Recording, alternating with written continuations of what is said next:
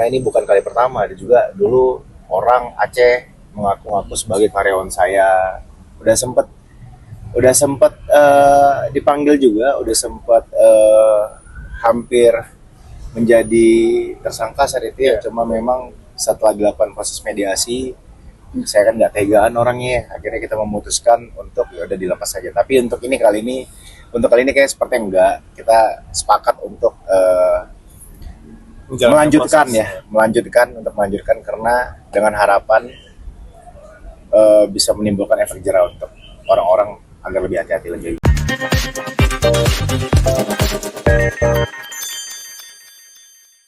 Kita hari ini pemeriksaan pertama.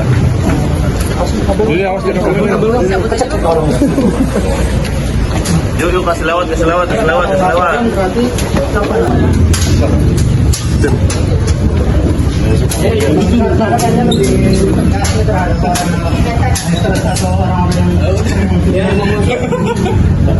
Nanti kita bahas ya.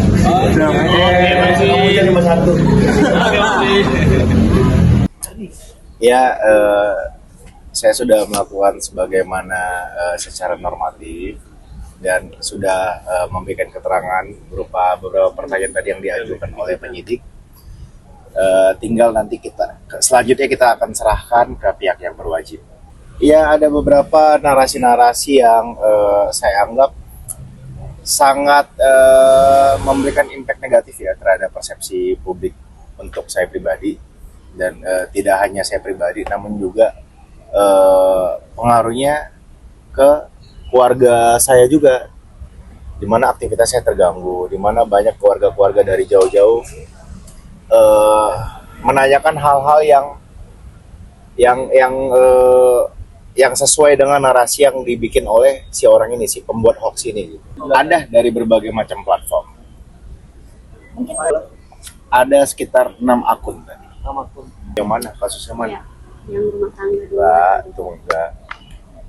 Mungkin sejauh ini untuk kerugiannya apa saja sih yang impact yang terkena, mungkin dampak dari keluarga atau bahkan anak dan kopi atau apa? Yang pasti terhadap image tentu dan nama baik juga. Dan untuk pekerjaan mungkin ada kontrak yang terganggu karena itu. Enggak, itu sih. Enggak ada. Ini lebih kepada efek jerah aja untuk supaya kedepannya kita harap orang-orang lebih hati-hati dalam memberikan unggahan untuk sosial medianya, memberikan narasi-narasi yang belum tentu benar gitu.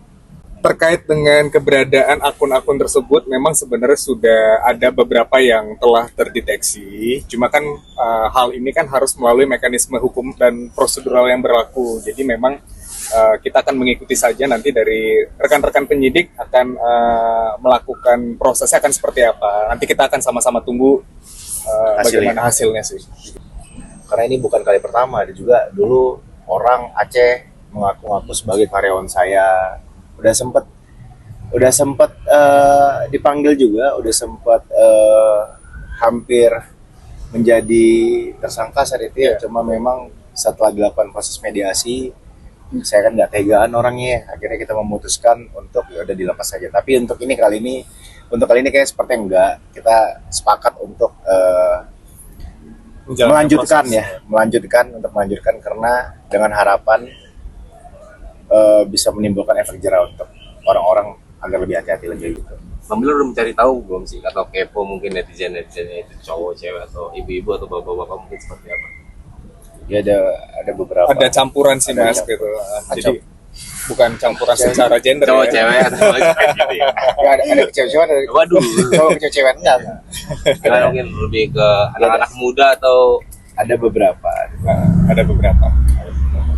Tinggal nanti kita lihat mana yang paling mengkerucut ya.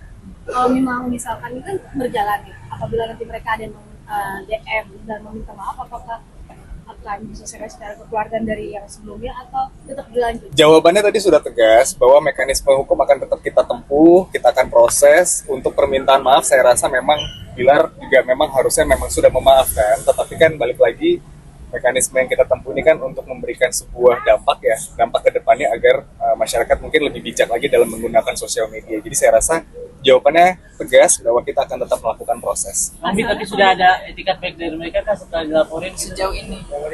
ya yang memberikan respon gitu setelah dilaporin. Akun-akun ini kan belum tahu kalau kita laporin, jadi biarkan saja nanti berproses saja seperti itu sih. Bang, mungkin pasal berapa yang Dikenakan.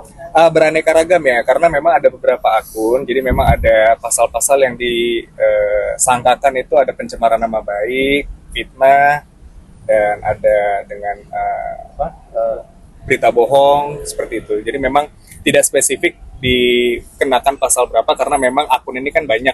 Jadi masing-masing akun itu punya pasal tersendiri yang sudah kita persiapkan begitu. Bang Bi, apakah ini termasuk salah satu yang minta tanggapannya? Yang Ada dua.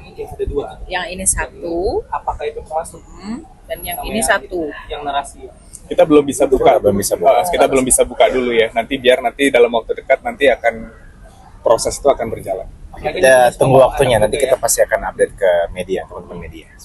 Lesti mungkin seperti apa menghadapi hate speech-nya kayak gimana? Kalau istri saya sih lebih ke ya udah Kak, kalau memang itu efek jerah, tapi ingat Kakak jangan sampai nggak tegaan lagi gitu. Kalau udah sekali ambil langkah tegas, udah jalan terus, maju terus, jangan mundur lagi gitu. Istri saya malah udah sempat mengeluarkan statement seperti itu gitu. Dan itu yang membuat saya semakin yakin untuk melanjutkan prosesnya. Lesti yang support untuk jalan terus ya Kak Dio? Iya. Betul. Tapi kapok nggak sih Bang Bi? Kemarin sempat memaafkan, akhirnya terulang lagi nih, kapok nggak sih jadinya? Ya itu saya ditegur sama istri saya, Kak, ayo dong Kakak udah jauh-jauh orangnya dari Aceh gitu ya, kalau yang berbicara dengan case yang sebelumnya udah jauh-jauh, jangan sampai ketika kita udah capek tenaga segala macam mengorbankan banyak hal, begitu udah ketangkep Kakak akhirnya ngelepasin gitu. Harusnya udah kalau sekali ambil langkah tegas, sudah yakin, udah jangan dilepas lagi. Toh juga kan ini kan supaya memberikan shock terapi atau efek jerah juga. Pembelajaran lah. Dan lebih ke pembelajaran juga, bukan cuma buat orang-orang yang telah memberikan narasi hoax, tapi juga buat saya pribadi dan buat orang-orang yang lain agar lebih aware lagi lebih aware dan lebih bijak lah dalam bersosial media.